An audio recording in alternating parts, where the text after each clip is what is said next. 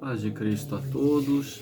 Permitam-me alguns acenos sobre a liturgia da festa do batismo do Senhor, que dá justamente início a essa nova etapa dentro do ciclo do ano litúrgico, passada então as festas da encarnação, do encontro, do convívio, onde a igreja nos levou a reflexão, a recordação da encarnação, da aceitação de Jesus, da sua presença na história, como também a sua aceitação pessoal por cada um que procurou aceitá-lo como Senhor e Salvador. Agora se dá essa etapa que é chamada tempo comum. Tempo comum não no sentido de um tempo que é menos valoroso, mas no sentido de que esta realidade da aceitação de Jesus, ela que tem o seu tempo, a sua forma de grande alegria, de grande expressividade na data da recordação disso, mas agora a igreja então chama justamente a viver no comum, ou seja, no cotidiano, no odierno, esta realidade. Então o tempo comum é como que isto que foi dividido em tantos momentos, isto agora deve ser refletido em cada dia, em cada momento. Então, isto que se dá no tempo comum. E esse tempo comum, então, como um exercício, como uma vivência, dá-se justamente com a festa do batismo do Senhor. Esta realidade em que se vai verificar, então, isto que foi assumido, desta filiação divina, a pessoa que entendeu que Deus enviou seu filho, acolheu o outro também, aquele que procura se converter como seu filho, e quais as ações. Então, de uma liturgia muito prática da vivência da fé. Como a gente percebe na primeira leitura do profeta Isaías, que ele vai dizer, né, eis o meu servo, e vai trazer as ações deste, né, assim, o povo todo era chamado a ser então este servo do Senhor.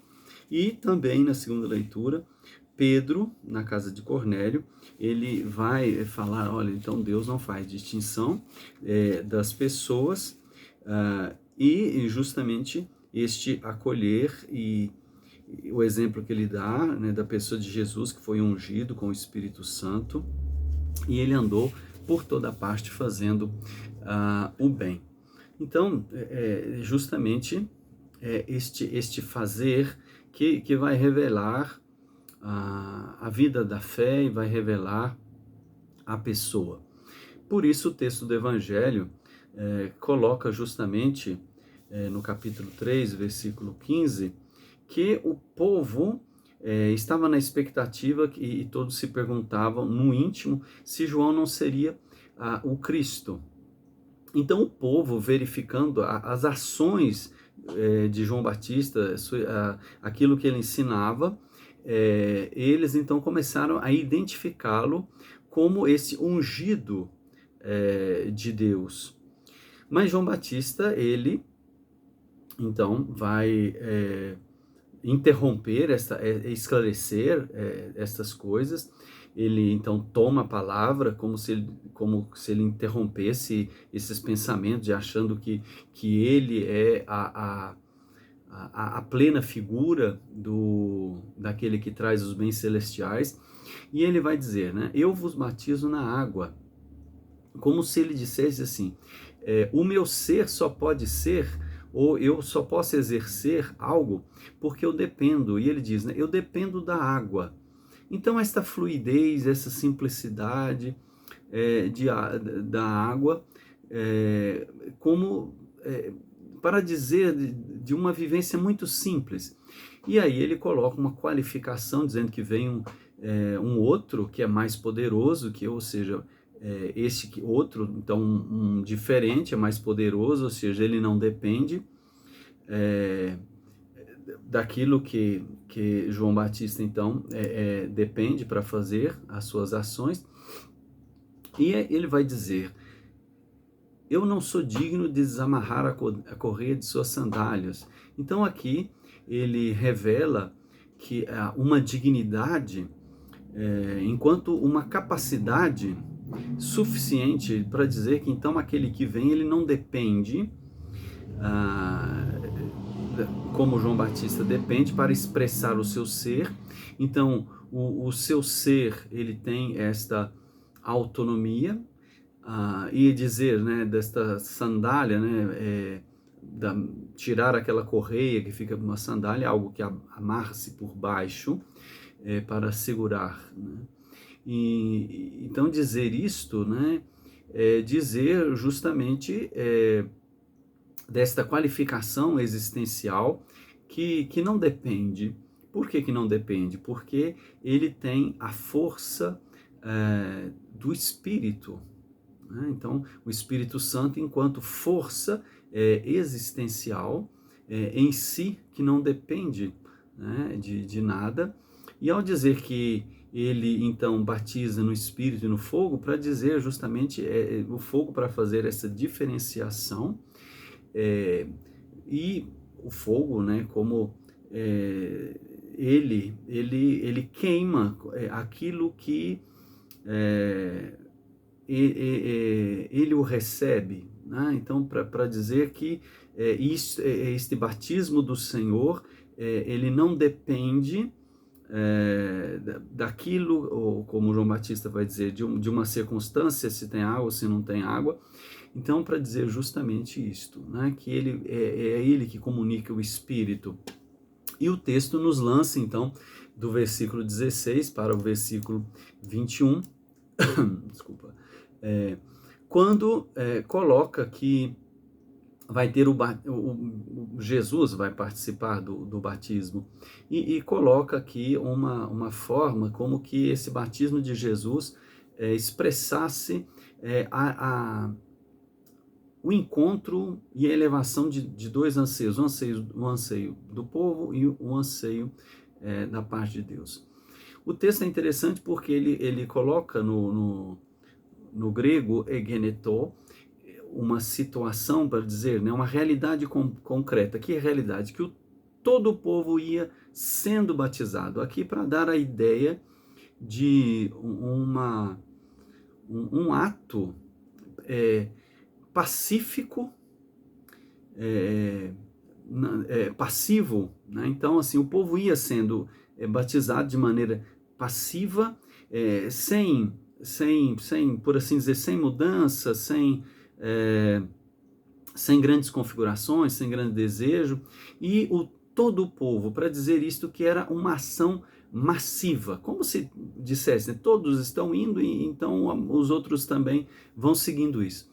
No entanto, quando diz Jesus, ele vai dizer que Jesus ele tem uma ação ativa, é como se ele não seguisse esta ação massiva, mas ele então por si se fizesse mergulhar, né? Porque a palavra baptistém significa justamente isto, mergulho. Então esta ação ativa, verdadeiramente ativa do Senhor Jesus que adentra, e ele adentra com uma intenção pessoal. Tanto é que diz, né, que estando ele a orar, para dizer justamente isto, que ele tem um propósito, né, esta oração enquanto uma expressão do desejo íntimo, né, então esta identificação, o céu se abriu e o Espírito Santo desceu.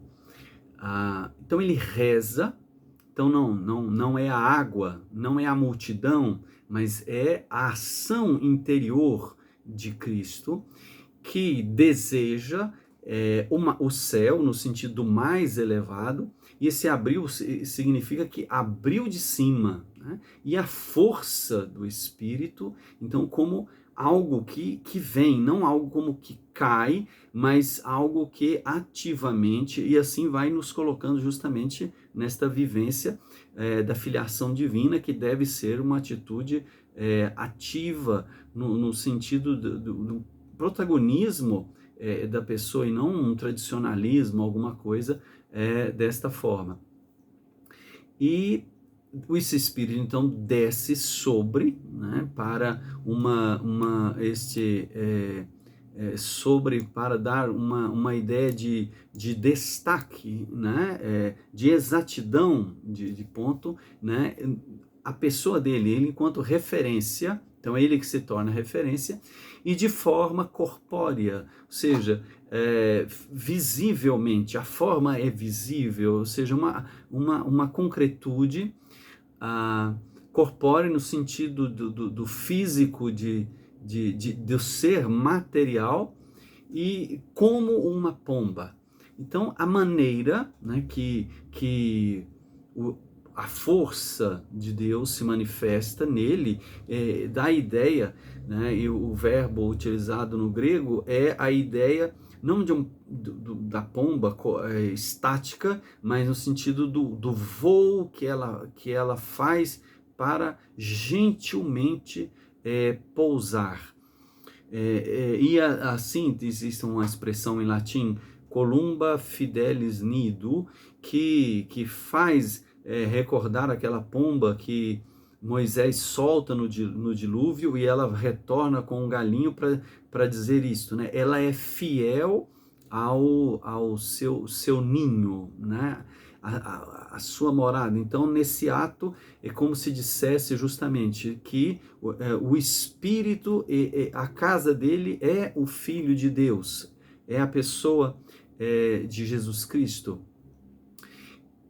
Veio do céu uma voz. Então, aqui dá a entender que realmente do mais elevado se obteve uma comunicação. Uma voz no sentido de que se pode alcançar aquilo que foi dito, mas não o autor, para ressaltar o poder divino.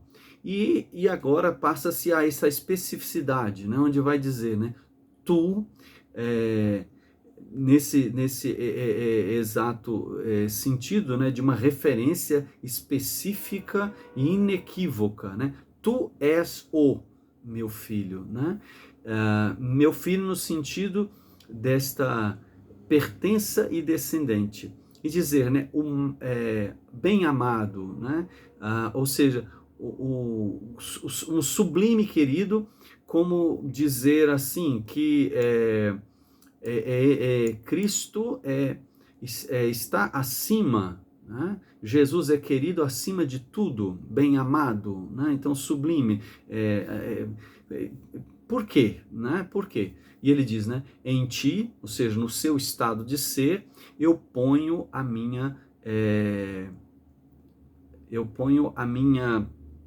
meu bem querer. Agora não vou encontrar o termo, né? Mas a expressão, né, de eudokia, né? Alguma coisa nesse sentido, né? Eudokia, que é afeição. Então, para dizer justamente isto, né? Que nesse estado do Cristo, no ser dele, que está acima, é tudo o que o Pai deseja.